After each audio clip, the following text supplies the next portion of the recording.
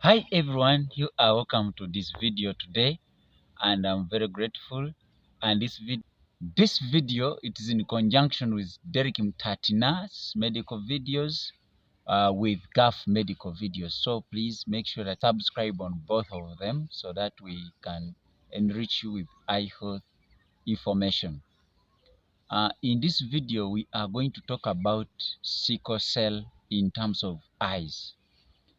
Sickle cell, like we have had previous videos on Derrick Mtatina's medical videos channel. If you check there, you're going to have many videos about sickle cell. But basically, I'm going to talk about sickle cell in eyes. So when a person is having sickle cell, just know that it all affects the whole system. Remember, this is as a result of the abnormality in the shape of the hemoglobin or the red blood cells, and yet these red blood cells, they are found in blood and can move in all parts of the body. So this can also go ahead and even affect the eyes.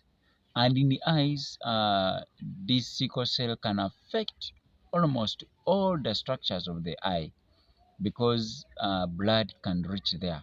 For example, to begin with the conjunctiva, most times when you look at the conjunctiva, because of the metabolism of the abnormal hemoglobin, we always find out that the excretion of some of the products happens under different skins. And when it happens under the conjunctiva, the color of the conjunctiva always changes. But besides that, also the conjunctiva, there is a way it will bring out the appearance of the blood vessels like capillaries. There is a way they will be changed in the shape. Like when you look at the conjunctiva and you look at the blood vessels, there will be a change. They will be changed. They will not be looking well, and that's how the conjunctiva appears. Then from there, we shall have also, in terms of the anterior chamber, there are some changes that also happen there because of sickle cell. And some of these changes happen, of course, you have said the blood vessels, and also it can also be bleeding in the anterior chamber. These blood vessels, because of the occlusion, because of the compiling of these red blood cells, we see the blood vessels clogged and can burst and bleed. And you can see even blood within the anterior chamber, which has clear aqueous humor, which is supposed to be clear. So when you see blood there, first of all, you need to test for the sickle cell. Could be having sickle cell. Then besides the anterior chamber, like we have said, most changes happen at the retina. And most times we always talk about sickle cell retinopathy in terms of sickle cell in eyes. So when you look at the sickle cell retinopathy, there are five stages. There are 5 stages of sickle cell retinopathy. First of all, the sickle cell retinopathy first stage, we shall see the changes start from the arterioles, whereby there will be clogging. Of course, these red blood cells are abnormally shaped, so they can clog into the blood vessel. And when they clog into the blood vessel, they make the blood vessel to stretch and become occluded. So these occlusions at first stage, we always see them at the small arterioles, or the ends of the small arterioles, or at the arterioles. So that's the first stage where we see those occlusions at the arterioles. Then besides those occlusions at the arterioles, the second stage, we always have arteries join with the small arteries join with the small veins. So those occlusions, when they happen there, there we shall have moved to the second stage. Then to the third stage, because of these occlusions, remember at one part of the retina will be limited in the blood supply.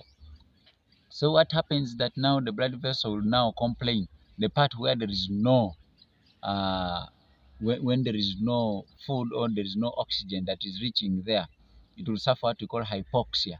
So when it suffers hypoxia, it now makes the retina itself to start forming new small blood vessels, and that one goes to the third stage called the neovascular or fibrotic.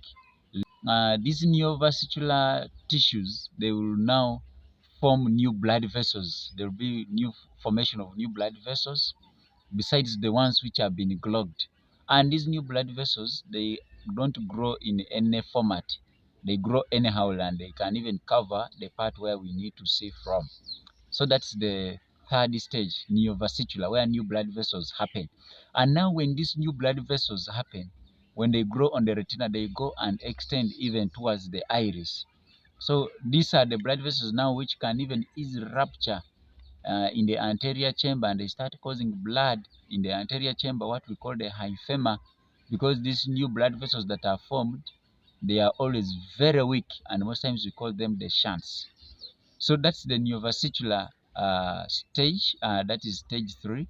Then stage 4. At stage 4, we always have these small blood vessels rupturing and bleeding. And when the small blood vessels rupture and bleed, they cause what we call vitreous hemorrhage. And when this bleeding continues, of course, it makes blood filled up with aqueous and filled into the vitreous, and this makes the vision poor, and the person cannot easily see. Now, when the density of the vitreous humor increases, it blacks off the what we call the retina, and the person will go to the 5th stage, what we are calling tractional retinal detachment. So those are the 5 stages of sickle cell retinopathy. Maybe I can recap. The first, we called it arterial occlusions. That's the first stage. The second stage, you have what we call arteriovenous occlusions at the anastomosis. And the third one, we said we can have neovascularization or fibrotic layer, fibrotic stage, where there is new formation of new blood vessels. Then the fourth one, the new blood vessels can bleed and cause vitreous hemorrhage. That is the 4th stage. And the 5th stage is what we are calling tractional retinal detachment. The retina detaches from the choroid and it starts hanging up. Now, when you look at these stages, first of all, when you're having sickle cell, most of these symptoms may not be seen. It goes asymptomatic for quite a long period of time. But regular examinations are very important so that we can be able to curb it down, because there are very many complications when you go untreated. And some of the complications, we say that there will be new formation of blood vessels within the anterior chamber, and this can interfere with the flow of aqueous, and you get what we call neovascular glaucoma, or say glaucoma secondary to sickle cell. And this can also affect the turbidity and the flow of aqueous humor and causes secondary cataracts. So you can see almost every disease is coming in because of the sickle cell. So it is very important for all people to come up and go for eye examinations. Once you are diagnosed with sickle cell, at least you need to examine go for eye examination at least twice a year, so that we can be able to gap it down. Like when you get a person at early stages, we can easily do something better than when a person comes at the last stage, when we only do what we call counseling and so on, when the person has lost vision. So it is very important for everyone, and as you have said, of course, it starts as asymptomatic. The person may not know how it came and so on, but as the person goes in, starts getting what we call poor vision and blurry vision. Sometimes you can see something uh, like not clear because of those uh, continuous growth and changes on the retina. So sickle cell retinopathy is the most complication of sickle cell disease.